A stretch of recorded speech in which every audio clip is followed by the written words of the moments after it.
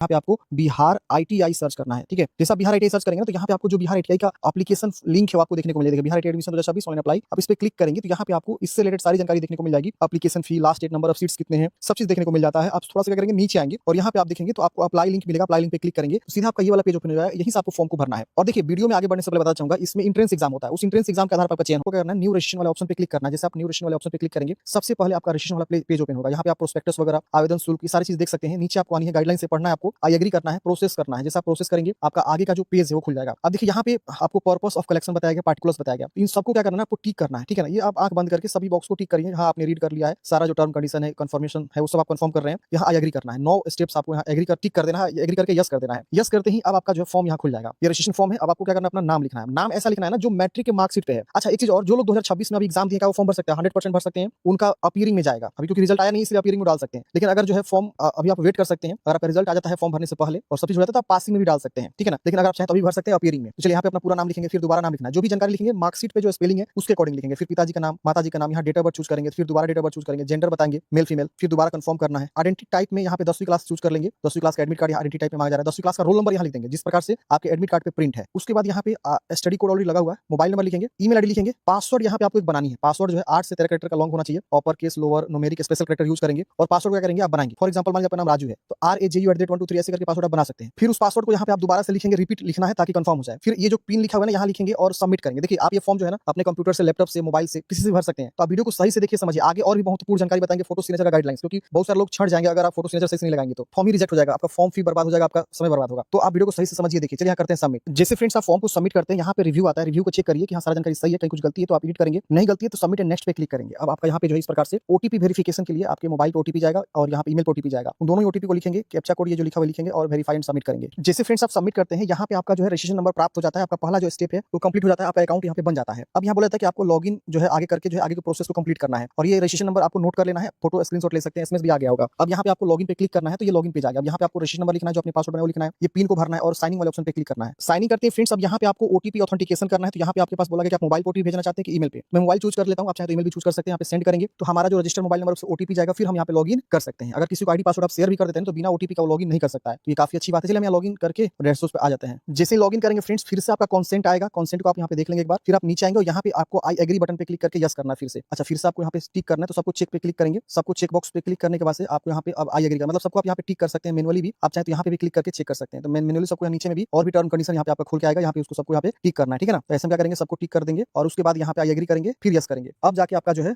Login page आएगा। देखिए, consent okay करेंगे। अब यहाँ पे देखिए आपने 2 स्टेप कंप्लीट किया हुआ है, बाकी के स्टेप आपको यहाँ पे भरना है, फिर लास्ट में आपको पेमेंट जमा करना है। तो चलिए अब यहाँ पे हम क्या करेंगे, पर्सनल इन्फॉर्मेशन बटन पे जो इनकम्प्लीट है उन सबको बारी बारी से कंप्लीट करेंगे। तो हम इस पे क्लिक करेंगे। अच्छा, यहाँ पे क्लिक नहीं हो रहा, सीधे नीचे आएंगे। यहाँ पे देखिए पर्सनल डिटेल्स का बटन नीचे मिल रहा है, हम इस पे क्लिक करेंगे तो आगे के सारे स्टेप्स हमारा खुलता आ जाएगा। अब यहाँ पे आपको जो है इस प्रकार से पर्सनल डिटेल्स खुल जाएगा। यहाँ पे आपसे बहुत सारी जानकारी फिलअप रहेगा। यहाँ पूछ रहा है कि आप बिहार के स्थायी निवासी अगर है तो यस करेंगे। और फिर यहाँ पे आप पूछ रहा है क्या अपनी आवासीय योग्यता का चयन करें, तो आपके माता पिता बिहार के मूल निवासी हैं, आप यहाँ चूज करेंगे। फिर यहाँ कैटेगरी आएगा, आपकी category SC ST OBC BC EBC EWS क्या है वो चूज करेंगे और फिर उस कैटेगरी को दोबारा यहाँ कंफर्म करना है। तो ये ऑप्शन आपको यहाँ पे देखने को मिल जाते हैं। सपोज आप बिहार के निवासी नहीं तो आप यहाँ नो करते हैं तो उसके अकॉर्डिंग देखिए क्या क्या ऑप्शन आएगा। तो यहाँ पे आपको इतने सारे ऑप्शन आ रहेंगे। आपके माता पिता कर्मचारी हैं, बिहार में पदस्थापित हैं, या आपके माता पिता जो है बिहार राज्य के कर्मचारी हैं, या आपके माता पिता निबंधित शरणार्थी हैं, रिफ्यूजी जिसको बोलते हैं, या माता पिता पदस्थापित भारत सरकार के कर्मचारी हैं। तो इसमें से क्या ऑप्शन आपका हो सकता है वो आप यहाँ पे चुनाव कर सकते हैं। ठीक है ना, तो ये ऑप्शन आपको देखना है, अपने अकॉर्डिंग सही से चुनाव करना है। तो मोस्ट प्रोबेबली बिहार के लोग ही ITI करेंगे बिहार से, तो हम यहाँ पे यस रखते हैं और यहाँ से माता पिता भी आपके निवासी होंगे तो आप चूज कर लेंगे और यहाँ से अपने कैटेगरी चूज कर लेंगे जो भी है। तो यहाँ से हम दोबारा से चूज कर लेते हैं। फिर आपको नीचे आना है तो यहाँ पे आपको जो है विकलांगता के बारे में पूछेगा, अगर है तो यस करें वरना नो करेंगे। फिर यहाँ पे आपसे पूछ रहा है कि उस जिले का चयन करें जिसके लिए आवासीय प्रमाण पत्र प्राप्त किया। तो आप किस जिला के निवासी हैं, यहाँ पे आप सिंपल देखिए, ज्यादा दिमाग नहीं लगाना है। जिस जिला के आप निवासी है उस जिला का नाम आप चूज कर लेंगे बस। फिर पूछ रहा है कि